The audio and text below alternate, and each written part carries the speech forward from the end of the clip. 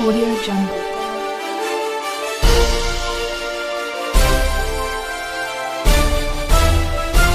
Audio Jungle.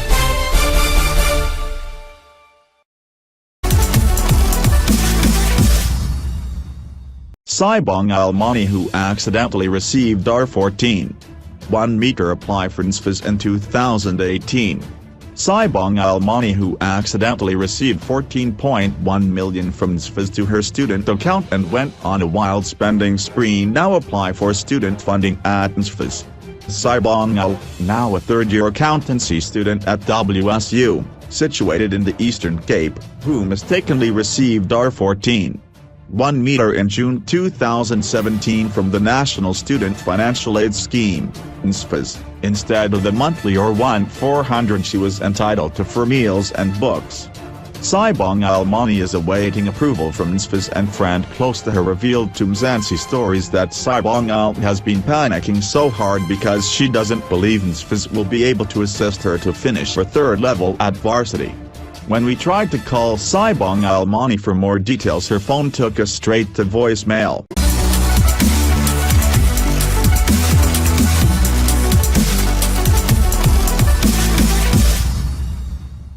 Singer Buzzizuwa pregnant with Oskido's triplets. Meet singer Buzzizuwa's baby daddy, by. The singer announced close to end of 2017 that was expecting her first children's. She has since given birth a few days ago. Despite being open and sharing her pregnancy news with fans, Buzzizuwa had kept the identity of the father's child to herself, until now. The singer tagged the baby daddy in one of the baby photos on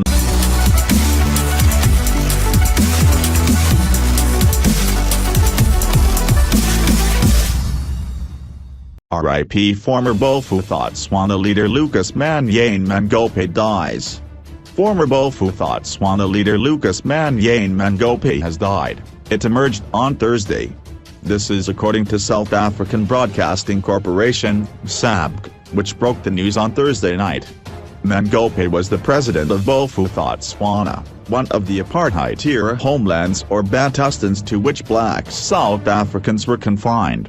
He was also the former leader of United Christian Democratic Party, UCDP, a party he also founded. It remains unclear what the cause of death is at this stage. Tributes began pouring in on social media following news of the former leader's death. Many users took to Twitter to remember Mangope and passed their condolences to his family and friends.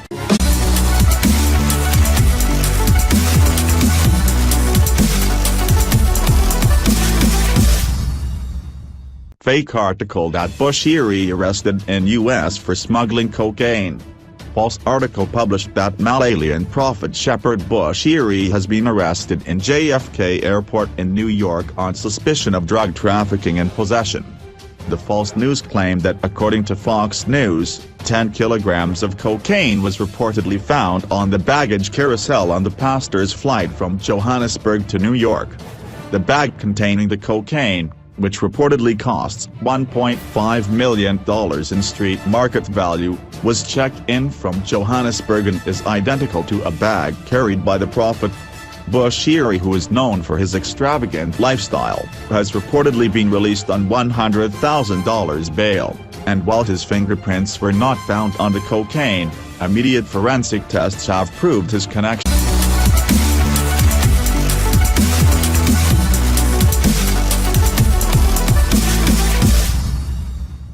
What is in Uzalo's Monsuza and Smangel's funeral pamphlet?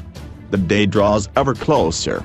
Uzalo's beloved characters, Monsuza, Lalatai Kumalo, and Smangel, Sildaba, who were both recently killed, will soon get their on-screen send-off, and it will surely be a day to remember. Drum went behind the scenes and got a sneak peek at the funeral pamphlet for the two characters. The program includes a collection of hymns for Monsuza, No Tears in Heaven, Lord of All Being, and Day is Past and Gone. The day is past and gone, the evening shades appear. Oh, may we all remember well, the night of death draws near. The last hymn is read as both Smangel and Monsuza are laid to rest. Fans can catch the funeral episode on 16 February on ZIMBABWE.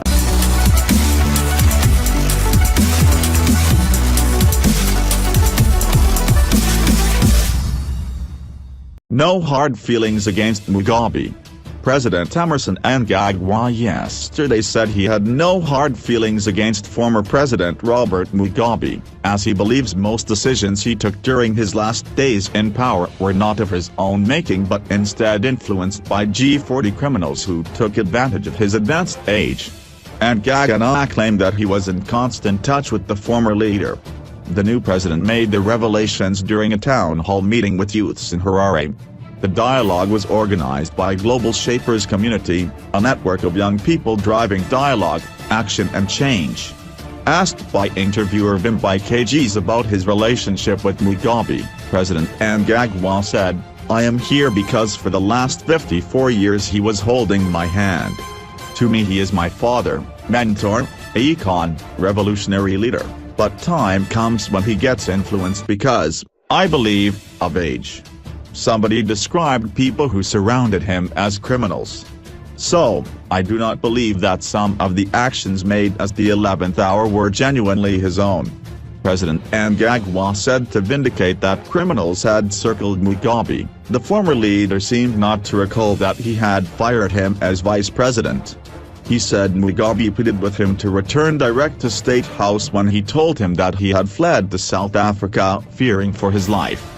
"I realized that things were not what I used to know," President Mnangagwa said. "As a result of that, I have no ill feelings at all towards former President Mugabe. I chat with him." President Mnangagwa said instead of getting worried, he felt pity for those who attacked him during the presidential youth interface rallies. "Of the 9 rallies, we began in Mashonaland East," he said, responding to how he felt during the rallies. "As we went on, it became slightly harder, slightly troublesome, and as we went on it became very worrying. I really thought that those who were making accusations on me or some of my colleagues like George Shremba were ignorant of who I was and who Shremba was. They also had a perception created outside our actual persons and they misunderstood us. If a person misunderstands, you pity him. You do not get worried. So, I was not worried, because I was misunderstood." Mnangagwa said he had since put behind the past and was focusing on unity and development. "In my inauguration speech, I spoke about reconciliation," he said. "I spoke about bygones being bygones, meaning there is nothing we can do about the past. Those things have happened. The acts of omission and commission which happened in the past, yes. In some areas we get to learn lessons from what has happened, but let us put that behind us because we will not live it again. My message as we go forward is let us preach love, love, unity, unity always." Mnangagwa added, "We are all Zimbabweans, let us accept each other. I believe that every single Zimbabwean, young or old, rich or poor, tall or short, blind or with eyesight has a role to play and is an important person to bring our nation forward. My appeal is let us look into the future, that is the only space we can improve." The dialogue meeting was attended by Vice Presidents Constantino Chiwenga and Kembo Mohadi, Cabinet Ministers, Chief Secretary to the President and Cabinet.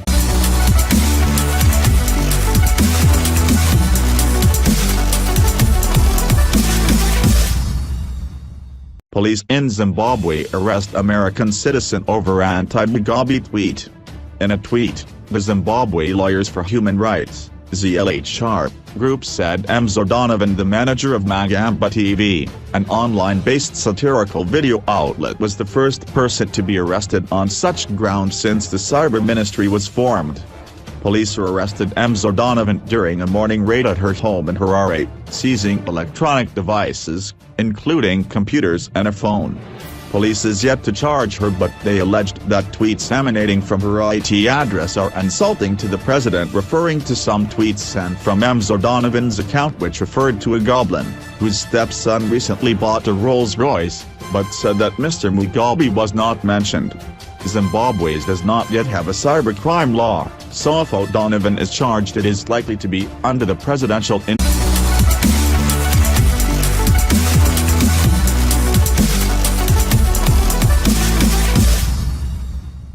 Prophet Shepherd Bushiri arrested in U.S. for smuggling cocaine. Malawian Prophet Shepherd Bushiri has been arrested in JFK Airport in New York on suspicion of drug trafficking and possession. According to Fox News, 10 kilograms of cocaine was reportedly found on the baggage carousel on the pastor's flight from Johannesburg to New York. The bag containing the cocaine, which reportedly costs $1.5 million in street market value, was checked in from Johannesburg and is identical to a bag carried by the prophet. Bushiri, who is known for his extravagant lifestyle, has reportedly been released on $100,000 bail, and while his fingerprints were not found on the cocaine, immediate forensic tests have proved his connection.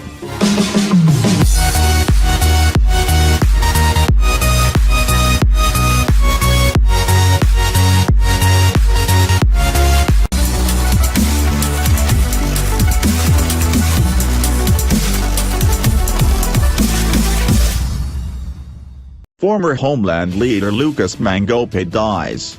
The 94-year-old Mangope formed and led the United Christian Democratic Party, UCDP, based in the Northwest Province, after he was ousted from his post as head of the former Botswana, one of many independent black homelands which only apartheid South Africa recognized, in 1994.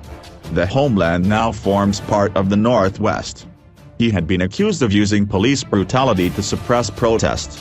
In 1988 he was reinstated by the apartheid government, following a failed coup led by Rocky Mobane, leader of the People's Progressive Party, PPP. In 1993, ahead of the first democratic elections a year later, Mangope insisted Botswana would remain independent of the new and integrated South Africa and that he would not allow the elections to take place in his country, News 24 previously reported. He was removed from office by Foreign Minister Pick Boda and Transitional Executive Council, TEC, member Mac Maharaj in March, 1994.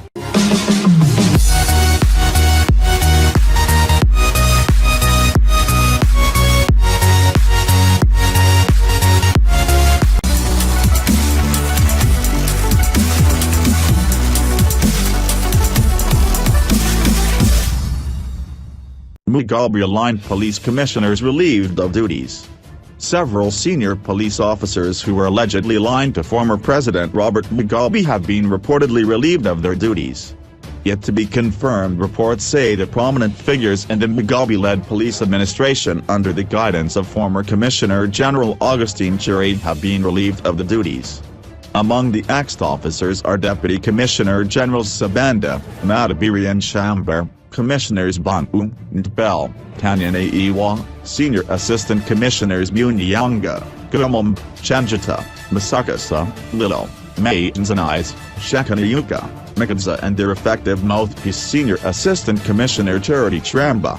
The ZRP had become one of the most disliked and distrusted organizations in Zimbabwe under the tenure of long-serving former Commissioner General Augustine Chiri. In the aftermath of Operation Restore Legacy, the ZRP had to conduct joint patrols with members of the Zimbabwe Defense Forces as its officers were accused of corruption and extorting motorists through numerous roadblocks. More information is yet to follow on the changes taking place in the transformation of Zimbabwean police from force to service. A letter of retirement which was given to one of the commissioners and signed by Acting Commissioner General Goodwin Matanga reads, January 17, 2018. Commissioner_retirement from the Zimbabwe Republic Police in terms of Section 22(3) of the Police Act, Chapter 1110. This letter serves to advise you of your retirement from the Zimbabwe Republic Police in terms of Section 22 subsection 3 of the Police Act, Chapter 11 to 101 effective from midnight on the 19th inches of January 2018. You will be paid 3 months' salary in lieu of 3 months' notice of termination of service. The Acting Commissioner General of Police avails himself this opportunity to sincerely thank you for having diligently served the organization and the people of Zimbabwe. Wishing you and your family a pleasant retirement. Mathanga, Acting Commissioner General of Police.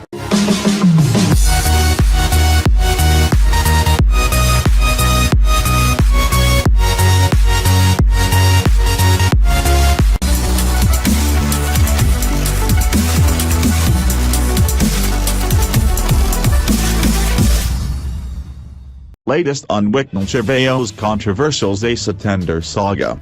The Parliamentary Portfolio Committee on Mines and Energy is putting pressure on government to implement the moribund Granada solar energy project with haste, throwing the spotlight on flamboyant businessman Wicknell Chavayo once more.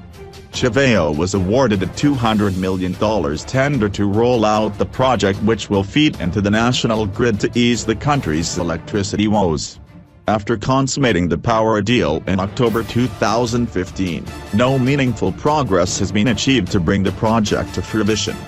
In fact, the project, which is expected to generate 100 megawatts of electricity, has been mired in controversy, amid accusations of underhand dealings between bureaucrats in former President Robert Mugabe's government and the burly businessman. Chavayo has consistently denied any wrongdoing. In a report presented in Parliament on Monday, the Portfolio Committee said the work that has been done on the energy project does not tally with the amount paid to the contractor. The committee is concerned to know that the work that has been done and the amount paid to the contractor does not tally, reads part of the report. To win back the people's confidence, it is recommended that the implementation of the project moves with speed so that tangible results are seen instead of continued reports that the project is still at the preparation stage of the project cycle. The committee further recommended that the Procurement Regulatory Authority Board should move with speed in coming up with a framework that will ensure that in future controversies that surround the Granada solar project do not occur again, such as the payment made in the absence of a performance bond. Chavayo has been staring down the barrel over the power deals which he signed with ZISA Holdings and its subsidiary, the Zimbabwe Power Company, ZPC. These deals have come under scrutiny after Intertrek apparently failed to deliver on them. ZPC senior management were recently arrested for advancing $5 million to Chavayo for this project's pre-commencement works, despite the fact that the businessman had not providing a performance guarantee as required by law. The performance guarantee acts as financial security and is supposed to be presented by the contractor before the commencement of works. It insulates the client in the event that the contractor fails to fulfill obligations set out in the contract. Apart from the Granada project, Chavayo was also awarded a further $73 million for the refurbishment of the Harare Power Station, $163 million for the restoration of the Munyati Power Station, and $248 million for the Gerzi Power Project. An elite investigating unit, the National Economic Conduct Inspectorate, NESI, is currently digging into Chavayo's deals. NESI recently ordered him to submit his bank statements, contract documents and cash books as part of widening investigations into the ZISA deals. Chavayo's project has attracted a lot of attention, including from Member of Parliament. The situation was worsened by the media houses which provided conflicting statements regarding the project starters, noted the Portfolio Committee on Mines and Energy. Some of the reports have cited irregularities in the manner in which the tender was awarded and the payment of the initial $5 million paid to the contractor, that is Intertrek.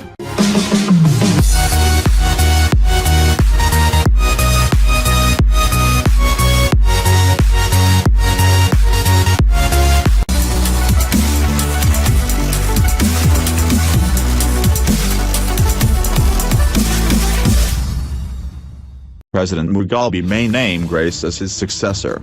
In a shocking development to President Robert Mugabe's succession political plate tectonics, the veteran nonagenarian is reportedly set to name his wife, First Lady Grace, as his successor sometime next year, as the country descends into a Mugabe dynasty, Spotlight Zimbabwe reported. The publication claims to have gathered this information from some senior ruling party officials. The hard-to-swallow disclosures come at a time when the ruling ZANU-PF succession wars are now at a zenith, following Vice President Emmerson Mnangagwa's poisoning scare last week, which saw his health condition virtually becoming an emergency military operation, after he was flown to South Africa for urgent treatment and examination from Manyame Air Base. Harare was plunged into disbelief and panic mode as many feared for Mnangagwa's life, with his top ally, Zimbabwe Defense Forces, ZDF, Commander, General Constantino Chiwenga, making the swift intervention to have Ntaganda rushed to Johannesburg.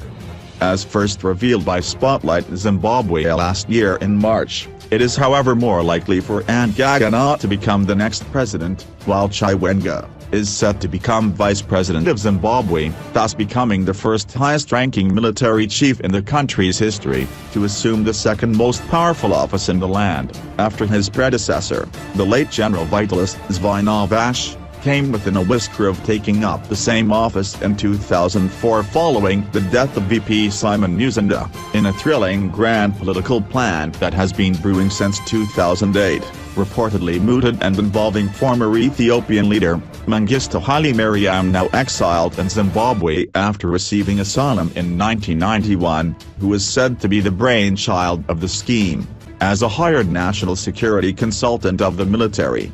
Mugabe, the party officials say, intends to hand over the reins of power to Grace soon after securing a fresh 5-year term, if he wins the watershed 2018 presidential elections, as the ZANU-PF strongman is said to be convinced that a military putsch is still possible, and could be executed in a bloodless manner. Mugabe came out, with his guns blazing against the military last month, accusing them of interfering in politics and that their involvement was tantamount to a coup. The military has no right, to be interfering with the political processes, Mugabe told a meeting of his party's Women's League.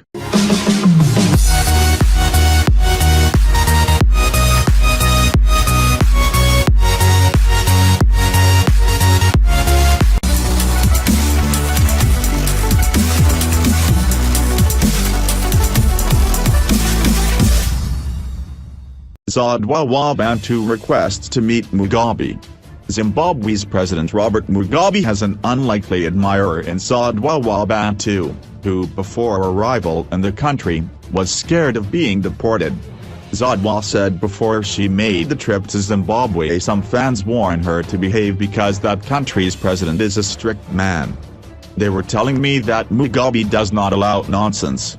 And as a result I would not be allowed into Zimbabwe because I am too sexy. Some feel I will be half naked and that he, Mugabe, knows that I don't wear panties, she told local journalists. Having arrived with nothing but a celebrity welcome at the Joshua Mkabukumbo airport, Zadwa felt at home. I would love to meet Mugabe if given a chance, she said. A local socialite paid $2,500 or $32,500, to secure the VIP booth at Club Connect where he and his entourage had exclusive access to Zadwa. I don't live a fake life. This is me, I am not expensive. I am a cozy person. I love you all. God gave me this body and I am using it, she said. The cheer the entertainer became the talk of town for her skimpy outfits as an employee at Iodini Lounge in Umlazi. She raised eyebrows at the Durban July for wearing a revealing dress but said she had little worry over what people thought of her and her love for wearing no underwear.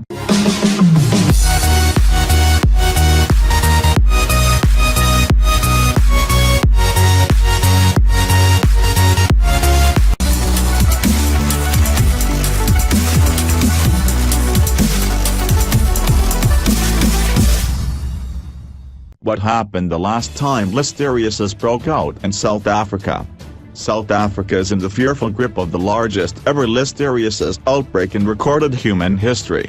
The disease has so far claimed 67 lives from 748 reported cases since the back end of last year.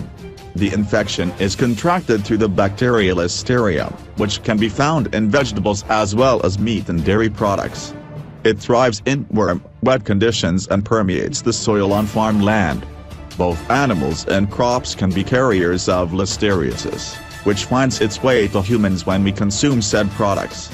To find out how you can avoid the illness, please read the listeriosis safety guide we put together earlier this month. The outbreak in Mzansi has health officials and ordinary citizens on high alert, just as it did previously. When was the last time listeriosis was found in South Africa?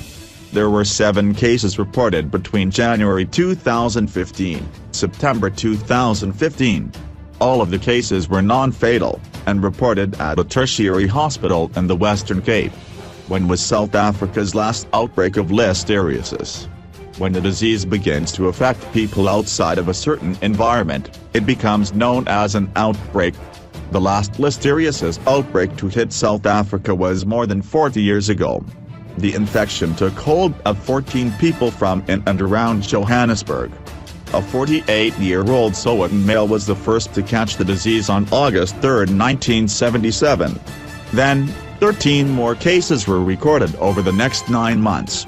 A 28-year-old male was the last person to catch listeriosis on April 15, 1978. How deadly was the last listeriosis outbreak? Of the 14 patients infected, 6 died. 4 of those were newborn babies. The disease strikes pregnant mothers and neonatal infants particularly hard. 2 males were confirmed as the other victims. This meant the mortality rate was 43%.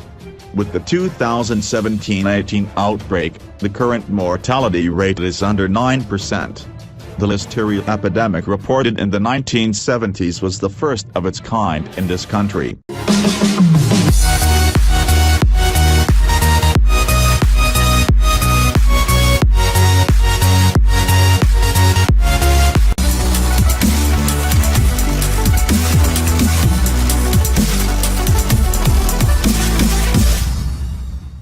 Bona Mugabe's husband Simba Chikor in hot soup as corruption investigations get serious. The Zimbabwe Anti-Corruption Commission, ZAC, is digging into the goings-on at Air Zimbabwe, ZIM, with its investigators keen on unraveling the nexus between former President Robert Mugabe's son-in-law and Zimbabwe Airways. The Daily News can report that the corruption watchdog is currently seized with matters relating to Air Zim and Zimbabwe Airways, and is convinced that Simba Chikor, Mugabe's son-in-law, may assist in laying the facts bare because he was previously involved with both. ZAC Commissioner in charge of investigations Goodson Guni confirmed that Chikor, who was married to Mugabe's only daughter, Bona, was under the radar. "We are investigating what happened at Air Zimbabwe, and we will give you more details when we are done with the investigations before end of week," he said.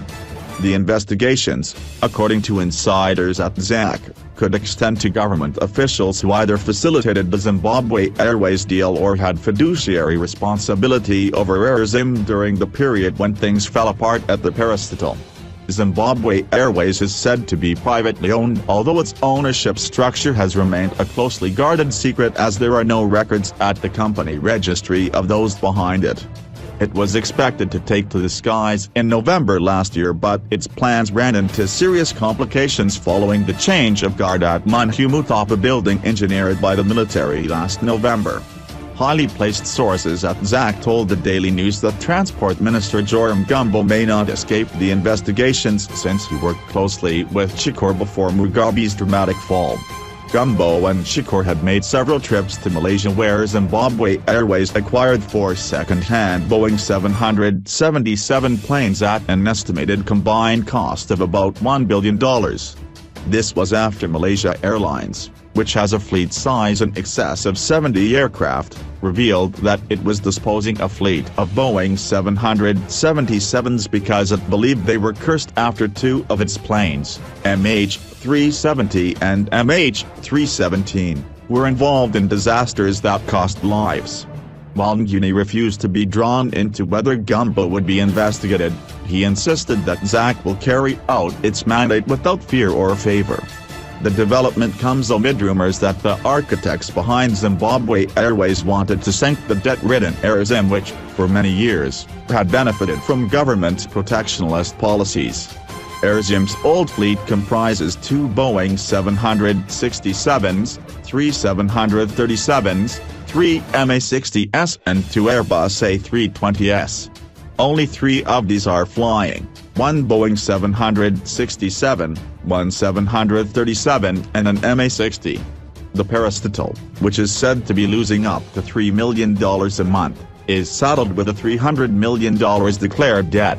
It has, over the past 3 decades, struggled to shake off claims of corruption and ineptitude, which has led to the dismissals of several of its boards and senior managers. when Shakur resigned from ZIMBABWE last year after having been appointed to the airline in September 2016. Rumor had it that he had done so to concentrate on Zimbabwe Airways and avoid potential conflict of interest. During his time at the national flag carrier, he was the parastatal's chief operating officer. Despite having a chief executive officer above him, Shakur used to call the shots at ZIMBABWE, resulting in strained relationships between him and his boss, Ripton Muzinda. The tiff could have contributed to Muzinda's departure from ZIMBABWE under unclear circumstances. Contacted for comment yesterday, Gumbo was evasive on the perilous state of affairs at ZIMBABWE and the relationship with Zimbabwe Airways. "I will issue a statement," said the transport minister. Since President Emmerson Mnangagwa assumed office on November 24 last year, several former government officials, mostly from the dismantled Generation 40 faction, have been hauled before the courts on corruption charges. None among the current batch of ministers and those who were in the victorious Team Lacoste faction have been charged. Uni said while Zak's hands were previously tied during Mugabe's reign, the anti-graft body was now working without interference under the new dispensation, which has declared zero tolerance to corruption. It is part of the 100 Days program that has been initiated by the president, and we are investigating more people. We cannot say who exactly we are investigating, but we are doing our jobs in terms of the Constitution, said Nguni. I can tell you though that there are more cases that we will follow because we are fulfilling our mandate. This time, there is no interference from government, as opposed to yesteryear. The executive is actually supporting all our efforts, he said.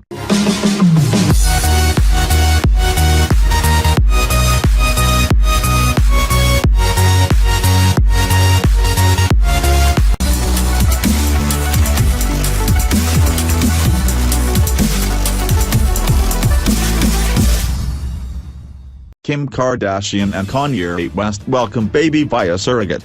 Kim Kardashian and Kanye West welcomed their third child together on Monday. Kim made the announcement on her app.